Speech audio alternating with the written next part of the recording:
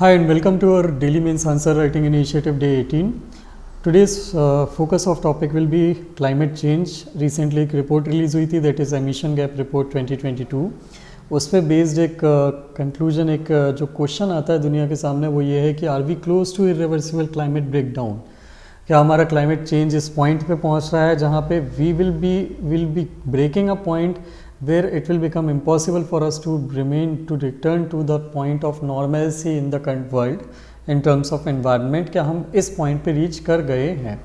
So let's start with our question. Our question for today is the window left to prevent irreversible climate change has become very small.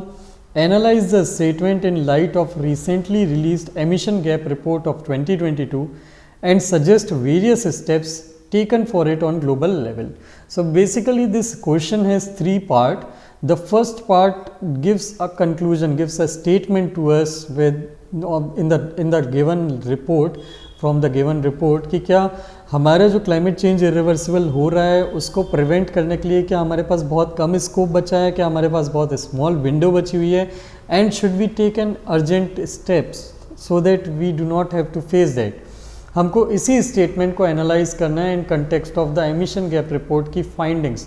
Emission gap report 2022 ने जो findings दी है हमको उस context में इस statement को analyse करना है कि क्या वाकई ऐसा हो रहा है, क्या वाकई हमारे पास स्कोप बहुत कम है क्लाइमेट चेंज से डील करने के लिए, और उसके रिगार्डिंग हमने वर्ल्ड वाइड लेवल पे इंटरनेशनल कोऑपरेशन करके क्या क्या स्टेप्स अभी तक लिए गए हैं उनको हमको स्टेप्स करना है, सजेस्ट करना है और इन्यूमरेट की करना है. Suggest various steps taken, sorry यहाँ पे एक वर्ड गलत हो गया है, सजेस्ट इन्यूमरेट है यहाँ पे the right word. Enumerate the various steps which have been taken at the global level till now. हमको उन सारे स्टेप्स को राइट डाउन करना है जो अभी तक कंट्रीज़ ने कोऑपरेट करके आपस में अभी तक लिए हैं क्लाइमेट चेंज को प्रिवेंट करने के लिए. So let's start with our answer. हमारा आंसर के 3 पार्ट्स हमेशा की तरह. Intro, body, conclusion. इंट्रो में we can start off by defining climate change और we can also start with the emission gap report का कंटेक्स्ट की एमिशन गैप रिपोर्ट की मेन फाइंडिंग क्या है जो इसको बताती है, जो इस स्टेटमेंट को एलेबोरेट करती है, उस स्टेटमेंट के बारे में कुछ बोलती है. सो बेसिकली इस एमिशन गैप रिपोर्ट 2022 के अकॉर्डिंग वर्ल्ड जो है जो भी गोल्स उसने सेट करे हैं पेरिस क्लाइमेट एग्रीमेंट 2015 के अंडर में क्लाइमेट चेंज से डील करने के लिए, उन स्टेप्स को फुलफ़िल करने में अभी फॉल शॉर्ट हो रहा है, काफ़ी पीछे है. एंड अभी तक हमने कोई भी एक क्रेडिबल पाथवे डिफाइन नहीं किया है, डिसाइड नहीं किया है, हमने कोई भी एक आइडियल डिसीजन नहीं लिया है डिफाइनिंग कि हम क्या बेसिकली करेंगे उन क्लाइमेट चेंज को प्रिवेंट करने के लिए, ग्लोबल वार्मिंग को 1.5 डिग्री सेल्सियस तक कंट्रोल करने के लिए या उससे ज़्यादा बियॉन्ड एक्सीड होने से प्रिवेंट करने के लिए. So this is what we can start with our introduction. You can also start with the definition of the status of global warming कि हमारी global warming अभी बहुत हाई स्पीड से इंक्रीज़ हो रही है एंड इट इज़, अगर हमने कोई स्टेप नहीं लिया तो it is bound to cross the threshold of 1.5 और 2 डिग्री सेल्सियस, जिसके बियॉन्ड ग्लोबल वार्मिंग होने के बाद हम वापस नहीं लौट सकते. हमारे यहाँ जो डिज़ास्टर्स होंगे वर्ल्ड पे उनको हम प्रिवेंट नहीं कर सकते. So this is our intro के में हमने लिख दिया कि एमिशन गैप रिपोर्ट 2022 के अकॉर्डिंग हम पेरिस क्लाइमेट एग्रीमेंट के अंदर में जो भी गोल्स सेट किए थे उसको हम अभी तक अचीव करने की डायरेक्शन में राइटली नहीं है. Then we will move to our main part of our answer जो एनालाइज करने की बात करता है कि क्या क्या फाइंडिंग्स हैं एमिशन गैप रिपोर्ट की जो ये इंडिकेट करता है कि we are falling short of fulfilling our goals.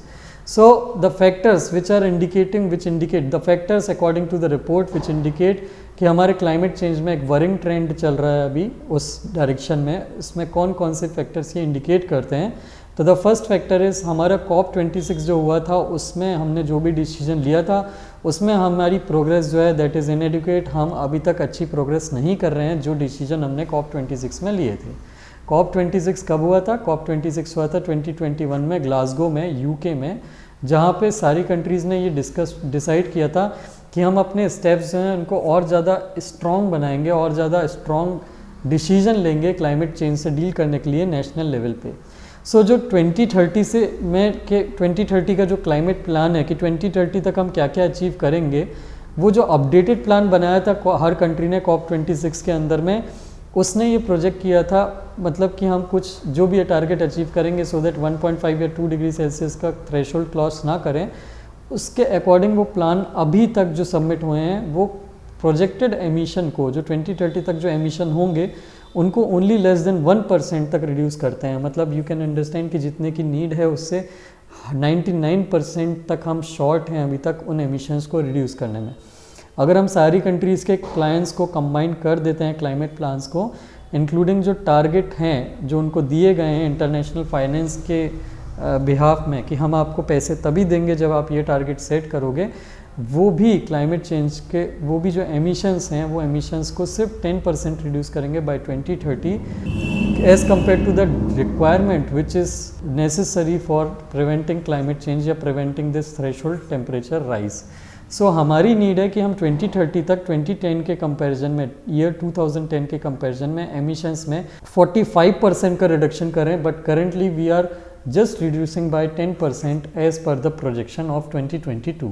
So this is a very large difference in the need and the current achievement or the current projection of plan which we are achieving. So this diagram here, this graph here shows कि we need to reduce 45% of emissions as compared to the 2010 level, but what we are reducing is just 10% or 10% of a reduction in emission by 2030, which is very low as compared to the requirement.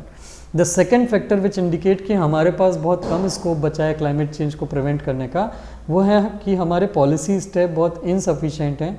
हमारी जो current policies हैं सारी world wide Nations की, वो global warming को सिर्फ 2.8 degree Celsius warming तक ले जाएंगी। हमको नीड क्या है कि हमको 1.5 to 2 डिग्री सेल्सियस तक उसको स्टॉप करना है, बट हमारी करंट पॉलिसी स्टेप इतने वीक हैं कि वो 2.8 डिग्री सेल्सियस से नीचे प्रिवेंट नहीं कर पाएंगी ग्लोबल वार्मिंग को। सो this is another factor which indicates कि हमारे पास बहुत कम स्कोप बचा है, बहुत कम टाइम बचा है कि हम इन पॉलिसी स्टेप को कंट्रोल करें, उनको इम्प्रूव करें सो दैट हम ये टारगेट को अचीव कर पाएँ। The third factor is poor investment support. Currently हमारी जो नीड है क्लाइमेट चेंज से डील करने के लिए, ग्लोबल इकोनॉमी को डीकार्बोनाइज करने के लिए, वो नीड है $4 to $6 ट्रिलियन की, but as compare to that it is hardly $50 to $100 billion. इतनी ही हमारी कैपेसिटी है, इतना ही हमारा कमिटमेंट है अभी। So there is a large difference in the commitment which have been done and in the need of investment to deal with carbon, to deal with climate change. Then emissions की cycle में कोई break नहीं आ रहा है। आप समझ सकते हैं कि the first step, logically the first step to deal with climate change should be to reduce the emissions of carbon dioxide of the main prominent greenhouse gases, which are the carbon dioxide and methane. These are the highest, most dangerous greenhouse gases which are causing the largest amount of climate change. इनका emission हमको reduce करना चाहिए, but as if we see 2020 से 2021 and even from in the current year running, carbon dioxide और methane के जो emissions के level हैं वो बढ़ते जा रहे हैं. Carbon dioxide has reached to all-time high level in the past year of 415 ppm. This is 149% increase from pre-industrial level and ये continuously अभी भी increase हो रहे हैं. मीथेन की अगर मैं बात कर रहा हूँ तो ये रिकॉर्ड अपना और ब्रेक करता जा रहा है. Biggest year on year jump हमको देखने को मिला था 2021 में. 40 ईयर्स का जो एमिशन का रिकॉर्ड है वो मीथेन का ब्रेक हुआ था in the last year, that is the 2020-2021 का ईयर जो था उसमें. Then there is an end of fossil era coming but not with enough speed. जो सबसे ज़्यादा emissions होते हैं ग्रीन हाउस गैसेज के, that is from burning of fossil fuel.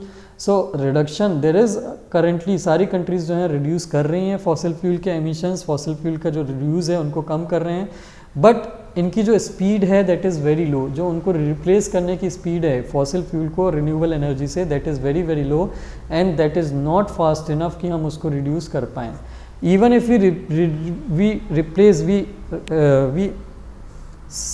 separate the impact of this climate policies in decarbonizing and reducing the emission from coal, we still see कि war के कारण जो कंट्रीज़ हैं, आपने देखा होगा कि रशिया ने जो था वॉर के कारण कोल और ये जो गैसेस थी, नेचुरल गैस थी, इनकी जो सप्लाई है उनमें रिडक्शन कर दिया था यूरोप में, जिसके कारण यूरोप में फ्यूल एनर्जी के प्राइसेस जो है उनमें बहुत इन्फ्लेशन आया था. That is one of the reason why they are shifting to these policies, this shifting to renewable energy and reducing their dependence on Russia. But still the speed with which they are shifting from this fossil fuel to renewable energy, it is very very low. and that is not going to help us achieve the target of limiting global rise of temperature to 1.5 degrees Celsius. Then there is Giant Turtle G20. Giant Turtle G20 क्यों बोल रहा हूँ मैं इसको?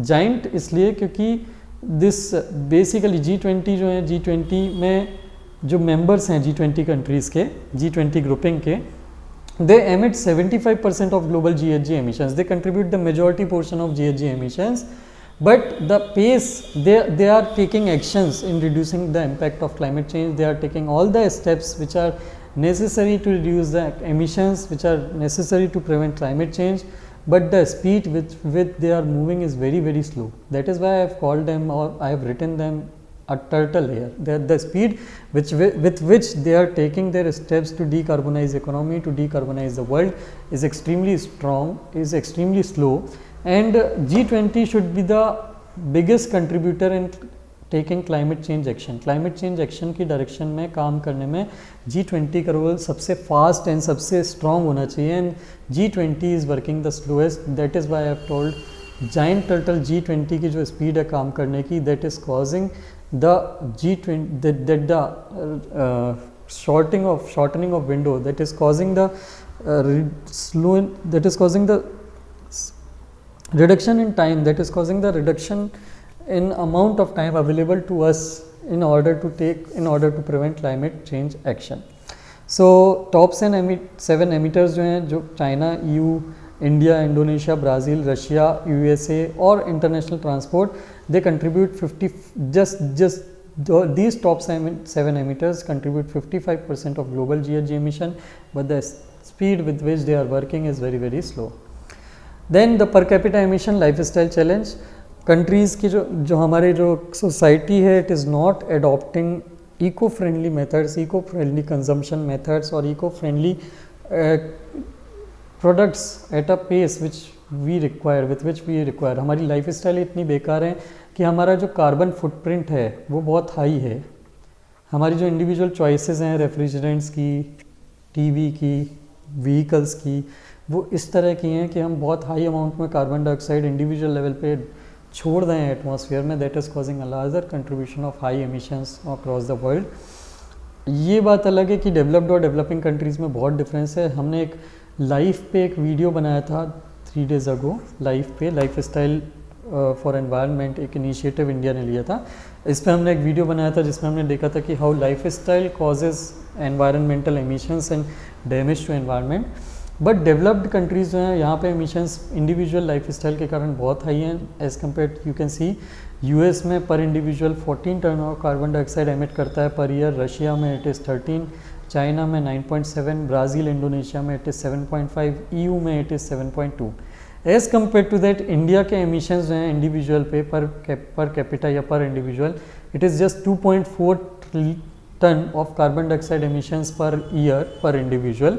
That is far below from developed countries, and that is why developed countries should do more in order to basically reduce their emissions of carbon dioxide or greenhouse gases. So these are the factors which are causing climate change at a very fast pace, and if these factors are not addressed or these factors are not controlled, then there is a large amount of chance that there is a high chance that we will lose out on preventing climate change. Then we come to our next part of our question, that is what are the steps that have been taken at global level to fight climate change. So first, her country ने अपने nationally determined contribution INDC intended nationally determined contribution जो है वो declare कर रहे हैं कि कौन which country will reduce how much of emissions by which year. इनमें से कुछ countries हैं जिन्होंने अपने net zero target भी दिए हैं, which tells कि कब तक वो CO2 का emission totally जो है वो basically neutralize कर देंगे by taking methods which offset the carbon dioxide emission. So EU ने for example ये बोला है कि by 2050 हमारा जो net CO2 का emission है एटमॉस्फेयर में, हम जितना CO2 emit करते हैं और जितना environment absorb करता है, उनका जो difference है वो ज़ीरो हो जाएगा. उसी तरह इंडिया ने अपना टारगेट दिया है कि 2070 तक वो ये टारगेट अचीव कर लेगा. इस तरह नेट ज़ीरो टारगेट या nationally determined contribution every country is declaring in order to take steps in direction of reducing climate change due to reduced emission. Then global goal on adaptation under Paris Agreement. हर Paris Agreement के under में हर country is bound to make a adaptation plan कि हम कैसे जो कुछ minimum amount of climate change तो अब हो ही रहा है, जो हो ही चुका है, उससे जो इफ़ेक्ट आ रहे हैं, डिवास्टेशन आ रहे हैं, उनको कैसे उनसे कैसे अडाप्ट करेंगे, ये ग्लोबल गोल ऑलरेडी हर कंट्री दे रही है। देन UNFCCC के क्लाइमेट फाइनेंस गोल, UNFCCC ने गोल दिया था डेवलप कंट्रीज़ को कि आप 2020 से हर साल वर्ल्ड वाइड जो भी डेवलपिंग कंट्रीज़ हैं और पुअर कंट्रीज़ हैं उनको $100 बिलियन जो है मोबिलाइज़ करोगे ताकि वो क्लाइमेट चेंज से डील कर सके। ये फाइनेंस के गोल अभी तक अचीव तो नहीं हुए हैं, but UN is pressurising, UNFCCC is pressurising to release to on develop countries to release those fund. Then global ocean alliance, एक अलायंस है कंट्रीज़ का जो ये कमिट करता है कि 30% ऑफ ओशन को 2030 तक प्रोटेक्ट करेंगे from all the adverse effect of human activities including impact of climate change. Then global environment facility, ये डायरेक्टली तो क्लाइमेट चेंज से डील नहीं करता, बट इनडायरेक्टली इसके जितने भी इनिशिएटिव हैं वो बायोडाइवर्सिटी का जो लॉस है, क्लाइमेट चेंज के जो इम्पैक्ट हैं उनसे डील करता है, जैसे Stockholm convention, then there is convention on biological diversity, then there is UNEP के जो भी इनिशिएटिव हैं एडाप्टेशन से रिलेटेड, मिटिगेशन से रिलेटेड, उनको फंड करता है। So this is another initiative. Then international solar alliance, ये उन कंट्रीज़ जो सोलर, जहाँ पे सोलर एनर्जी बहुत एबंडेंस में आती है, सनलाइट बहुत अच्छी खासी आती है, उन कंट्रीज़ को सोलर एनर्जी पे शिफ्ट होने में, प्रमोट करने में, फास्ट एडाप्टेशन करने में, सोलर एनर्जी का प्रमोट करने में हेल्प करता है, उनको सपोर्ट करता है रिसर्च एंड डेवलपमेंट से। Then there is OSOWA, that is one solar one sun one world one grid. ये कंसेप्ट है जहाँ पे एक ग्लोबली एक सोलर ग्रिड डेवलप करी जा रही है ताकि renewable energy, particularly solar energy का जो है ट्रांसफ़र किया जा सके उन कंट्रीज़ में जहाँ पे सनलाइट कम आती है, एंड फ्रॉम दोज कंट्रीज़ जहाँ पे सनलाइट ज़्यादा आती है और रिन्यूएबल एनर्जी का, इलेक्ट्रिसिटी का प्रोडक्शन एक्सेस होता है, जिससे वर्ल्ड वाइड रिन्यूएबल एनर्जी का ट्रांसफ़र हो सके और एक ही ग्रिड से रिन्यूएबल एनर्जी की एक दूसरे को इलेक्ट्रिसिटी प्रोवाइड कराई जा सके, so that nobody remains dependent on fossil fuel. Then lastly there is CDRI, coalition for disaster resilient infrastructure.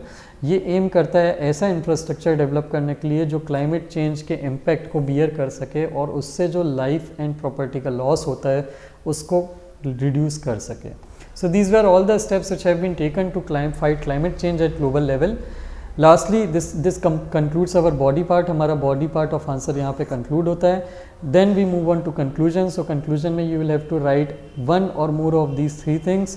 First, you can mention the SDG goal, Sustainable Development Goal, Goal 13, which which directs countries to take urgent action to combat climate change and its impact. Then there is a concept of sustainable development. हमको जो भी development करना है वो इस तरह करना है कि वो क्लाइमेट को इम्पैक्ट, एनवायरनमेंट को इम्पैक्ट ना करे, एंड फ्यूचर भी हमारा उतना ही अच्छा हो जितना हमारा प्रेजेंट है। And lastly there is Paris climate agreement 2015, जो बेसिकली हमारा गोल सेट करता है 1.5 to 2 डिग्री सेल्सियस या 2 डिग्री सेल्सियस तक लिमिट करने का ग्लोबल क्लाइमेट चेंज या ग्लोबल वार्मिंग को by the year 2100। So this is our conclusion and this was our answer. हमने इंट्रोडक्शन में डिस्कस किया कि एमिशन गैप रिपोर्ट क्या बताती है, कि हम फॉल शॉर्ट हो रहे हैं अपने पेरिस क्लाइमेट एग्रीमेंट के गोल को अचीव करने में। देन हमने फैक्टर्स डिस्कस करिए कि कौन कौन से फैक्टर्स हैं जो क्लाइमेट चेंज को स्पीड अप कर रहे हैं और हमारे लिए टाइम को एक टाइम बम की तरह, टिकटॉक की तरह कम करते जा रहे हैं। हमारे पास जो अवेलेबल टाइम है कि हम कुछ कर पाएँ क्लाइमेट चेंज को प्रिवेंट करने में, उसमें हमने देखा कि COP26 के जो डिसीजन है उसमें प्रोग्रेस कम है, पॉलिसी सफिशिएंट नहीं है, इन्वेस्टमेंट हम नहीं कर रहे हैं, एमिशंस रिड्यूस नहीं कर रहे हैं, फॉसिल फ्यूल को फास्टली रिप्लेस नहीं कर रहे हैं, G20 इनिशिएटिव नहीं ले रहा है प्रॉपरली फास्ट फेस पे, एंड लाइफ स्टाइल के चेंजेस नहीं कर रहे हैं क्लाइमेट चेंज को प्रिवेंट करने में। Then we discuss the steps which have been taken at global level to fight climate change, and lastly we concluded with our answer with SDG Goal 13, Sustainable Development and Paris Climate Agreement. So I hope this answer was clear to you. I will be trying to declare question in advance now in YouTube community post. So please see any post which I publish in advance so that you can see the question, write the answer, and then can watch the video to find out what you missed in your answer. Thank you very much for watching the video.